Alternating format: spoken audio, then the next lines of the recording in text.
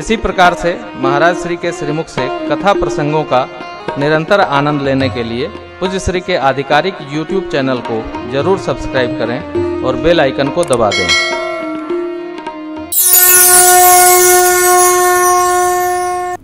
ये कोई नहीं कहे कि हम गरीब हैं, हमने रट लिया है कि हम बड़े गरीब हैं। गरीबी से संघर्ष करके तो आदमी बड़े आदमी बनता है, और जो बड़े आदमी बनने के बाद भी गरीब है वो अभागा है। मैं व्यक्तिगत गरीब आदमी नहीं हूं, मेरे साथियों को भी मैं बोलता हूं कि हम गरीब नहीं हैं, न थे न हैं। अरे देखिए ना, किसी महापुरुष ने लिखा है, मैंने मानुष जन्म तुझको हीरा दिया, तो वृथा ही गंवाए, तो मैं क्या करूं, मैंने मानुष जन्म तुझको हीरा दिया, तो वृथा ही गंवाए, मैं क्या करूं। चार वेदों में सब कुछ बता ही दिया, चार वेदों में सब कुछ बता ही दिया, फिर समझ में न आए, तो मैं क्या करूं। चार वेदों में सब कुछ बता ही दिया, फिर समझ में न आए, तो मैं क्या करूं। मैंने मानुष जन्म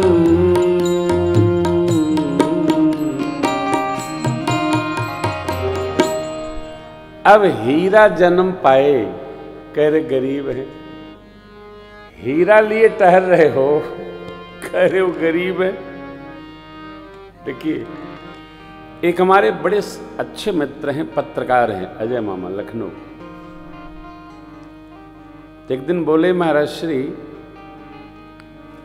रुपया छोटा बड़ा कब लगता है? तो मैंने कहा, मामा जी रुपया तो रुपया है, छोटा बड़ा, अरे 1000 का होगा तो 1000 का लगेगा, 2000 का होगा 2000 का लगेगा, 500 का होगा तो 500 का लगता है। बात बड़ी ऊंची है। तो महापुरुष कोटि के व्यक्ति हैं, बोले आप बताइए, नहीं तो कल मैं बताऊंगा। मैंने कहा आप ही बताइएगा, अब हम राम नाम पर सोचेंगे, रुपया पर सोचें।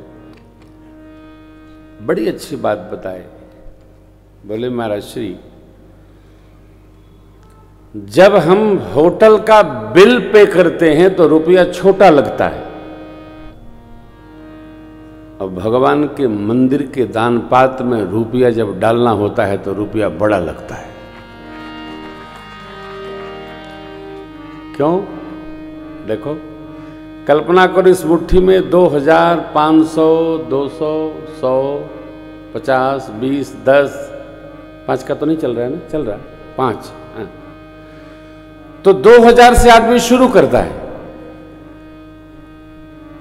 और जब 5 रुपए वाला आता है तो दान पेटी में डालता है।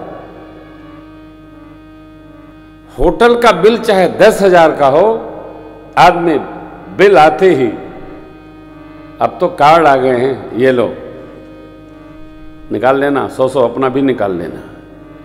फिर आदमी निकालता नहीं है। 8000 का बिल तो पूछता नहीं है कि इसमें आपने क्या लगाया, EST लगाया, GST लगाया, सर्विस टैक्स लगाया, क्या क्या लगाया। अर्थात जब हम परमात्मा के निमित्त समर्पण करते हैं तो रुपया बड़ा लगता है, और अपने स्वार्थ में खर्च करते हैं तो रुपया छोटा लगता है। यह है बड़ा और छोटा। थोड़े थोड़े कर कर छोटी छोटी तपस्याओं को बनाते बनाते बनाते हम आए, फिर भी हम कहते हैं हम गरीब आदमी हैं। हमारी अमीरी कब होगी? भगवान भी अपना परिचय वनवासी से नहीं देते। देखो, कौशलेश, क्या आवश्यकता है?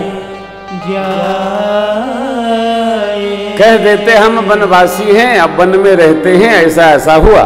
नहीं, परिचय कहां से? अयोध्या से। कौशलेश दशरथ के जाए, हम पितु बचन मानि बनया, नाम राम लक्ष्मण दो भाई, संग सुकुमार सुहाग, यहाँ हरि निश्चर दे, विप्र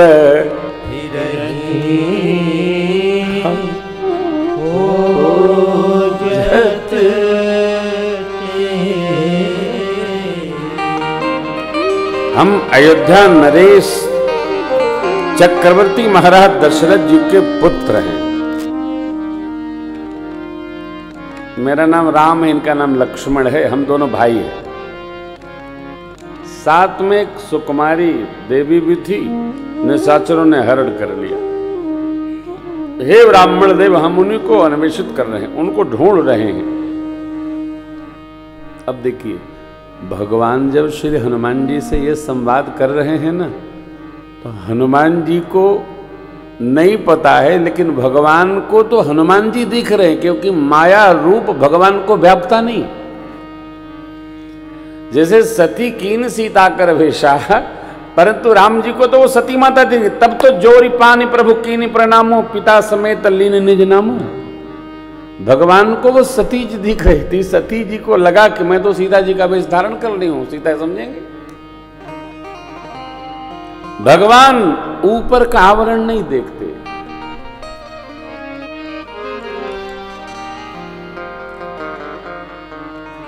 ये कभी विचार नहीं करना चाहिए और भूल कर भी नहीं सोचना चाहिए। भगवान वो देखते हैं जो हम दिखाते हैं ना, भगवान वो देखते हैं जो हम रियल होते हैं। हमारी जो रियलिटी है, वास्तविकता है, भगवान वो देखते। महाभारत का एक प्रसंग आपको सुनाऊं। पांचों पांडवों में श्रेष्ठतम हैं ज्येष्ठ युधिष्ठिर महाराज। धर्मराज के ये अवतार हैं, उनके अंश हैं। युधिष्ठिर जी ने जीवन में कभी असत्य नहीं बोला, परंतु गुरु द्रोणाचार्य को विदा करने के लिए गोलोक भगवान श्री कृष्ण ने उनको तैयार किया।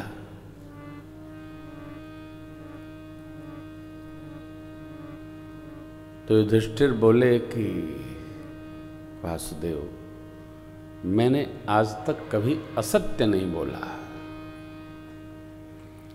और आप साक्षात भगवान होकर हमको असत्य बोलने की प्रेरणा दे रहे हैं।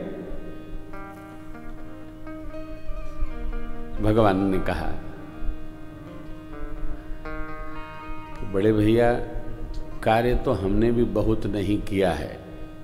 ये नहीं करना चाहिए तो नहीं किया, वो नहीं करना चाहिए नहीं किया। लेकिन यदि धर्म क्षेत्र में इस युद्ध में जय प्राप्त करना है, तो यह पाप भी समझकर आपको करना ही पड़ेगा। हैं? आपको ज्ञात होगा, धर्मराज युधिष्ठिर का रथ धरती से 4 अंगुल ऊपर चलता था, वो धरती पर नहीं चलता था। सत्य के तेज के कारण। भगवान श्री कृष्ण ने धर्मराज को यह पूर्व ही बता दिया था, जब आप यह कार्य करेंगे तो आपका रथ धरती पर आ जाएगा। इस मर्त्यलोक से जब आप विदा होंगे, यद्यपि आपको स्वर्ग में जाना है, तथापि आपका मार्ग नरक के सन्मुख से होकर निकलेगा। क्यों? बोले जानकर असत्य बोलने के कारण। इतना देखिए, असत्य बोलने का परिणाम क्या है यदि मनुष्य को बता दिया जाए। पाप कर्म करने का परिणाम यदि कोई जान ले तो विवेकी व्यक्ति तो उसको करेगा नहीं, और अविवेकी जो है उसको कोई अंतर नहीं पड़ता है, चाहे जो परिणाम आए हमको तो करना है। मैंने बहुत पहले एक चर्चा की थी कि चोरी करना बुरा नहीं है, झूठ बोलना भी बुरा नहीं है। किसी को सताने में बुराई क्या है? हमारी क्षमता है, हम सता रहे हैं। लेकिन यदि इसके परिणाम को भोगने की अपनी तैयारी हो तो चाहे जो करिए, करते रहिए। चोरी करेंगे जेल होगा, जेल जाने की यदि उत्सुकता है, कल्पना है, स्वीकृति है तो करो। महाभारत में जो भी कुछ घटना घटी वो मनुष्य को केवल बताने के लिए घटी कि ऐसा करोगे तो ऐसा मिलेगा, ऐसा करोगे ऐसा होगा। ये व्यवहार है, यन्न भारते तन्न भारते। मनुष्य के कर्म में क्या क्या परिस्थिति, स्थिति, मनस्थिति व्यवस्थित होने पर आएगी, इस सब रचना है महाभारत में। इसलिए मनुष्य जीवन को कैसे जीना चाहिए उसका सिद्धांत ग्रंथ है महाभारत।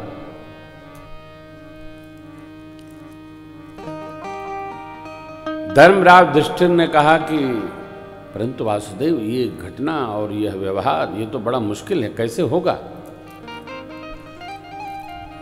उन्होंने कहा आप सत्यमय असत्य बोलिएगा। कैसे? देखिए, या तो सत्य बोलो या असत्य बोलो। सत्यमय असत्य कैसे बोला जाएगा? कि मैं बताता हूं। अच्छा, कन्हैया को आता सब है, सब बता दिए। देखिए, अपनी सेना में एक हाथी है जिसका नाम है अश्वत्थामा। भीम भैया उसका वध करेंगे और गुरु द्रोण के सामने आकर बोलेंगे मैंने अश्वत्थामा को मार दिया, मैंने अश्वत्थामा को मार दिया, मैंने अश्वत्थामा को मार दिया। अरे भीम भैया के स्वभाव से गुरु द्रोण ठीक से परिचित हैं, वो मानेगा ही नहीं, ये कुछ भी बोलता रहता है। तो जैसे ही सुनेंगे वो रथ लेकर आपकी ओर बढ़ेंगे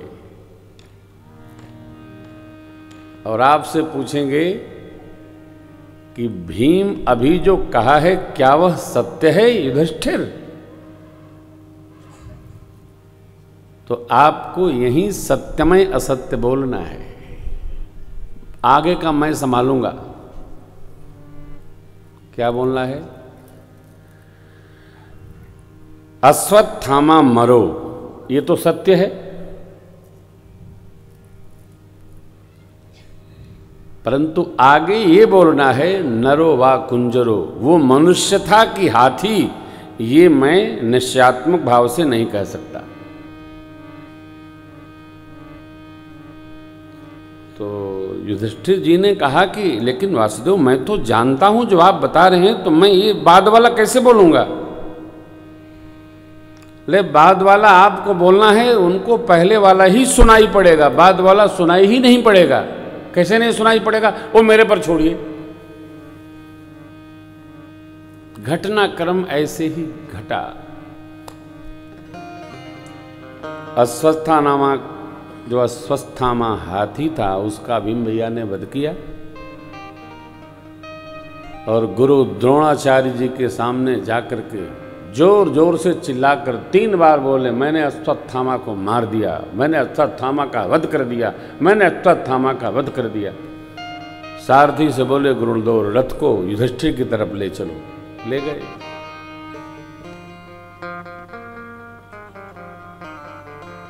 गुरु द्रोण को आते देख युधिष्ठिर जी थर थर कांपने लगे, क्योंकि जो असत्य नहीं बोलता है, देखिए ये भी बड़ी अच्छी बात है, जो असत्य बोलता रहता है उसको असत्य बोलने से कोई टेंशन, तनाव और थरथराना, पसीना नहीं आता है। लेकिन जो सत्य बोलता रहता है उसे सत्य बुलवाना बड़ा कठिन है। कई लोग तो असत्य बोलने का जनेऊ पहिरे रहते हैं, चाहे जो कवा लो, उनको कुछ लगता ही नहीं कि कुछ घटना घट रही है, बोलते ही रहते दिन भर। स्वभाव है, बुरा लगता भी नहीं उनको। धर्मराज युधिष्ठिर से गुरु द्रोण ने पूछा, युधिष्ठिर क्या जो भीम ने कहा यह सत्य है? धर्मराज ने कहा, अश्वत्थामा मरो नरो। जैसे नरो किए तो भगवान कृष्ण ने अपना 5 जन जोर से बजाया। अब शंख ध्वनि में नरो व कुंजरो रह गया। गुरु द्रोण रथ से उतरे और आसन लगा के बैठे, अपने प्राणवायु को धीरे से ऊपर लाते हुए ब्रह्मरंध्र के द्वारा गोलोक प्रस्थान कर गए। बोलिए कृष्णचंद्र भगवान की जय।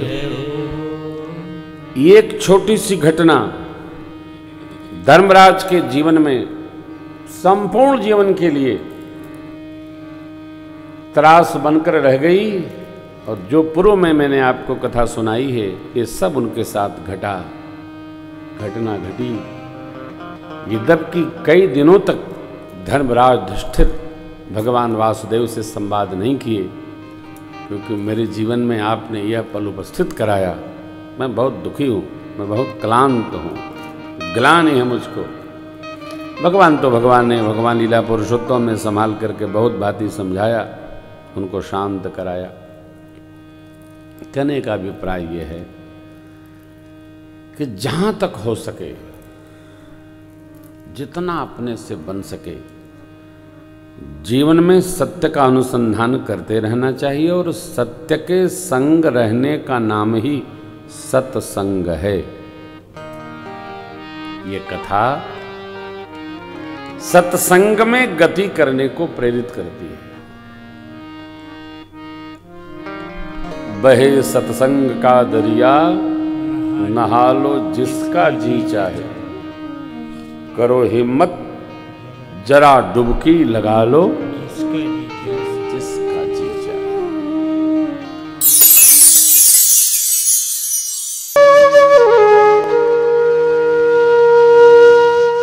इसी तरह सुनते रहिए, चैनल को सब्सक्राइब करिए, बेल आइकन को दबा दीजिए और पुण्य अर्जन के लिए अपनों में शेयर करिए।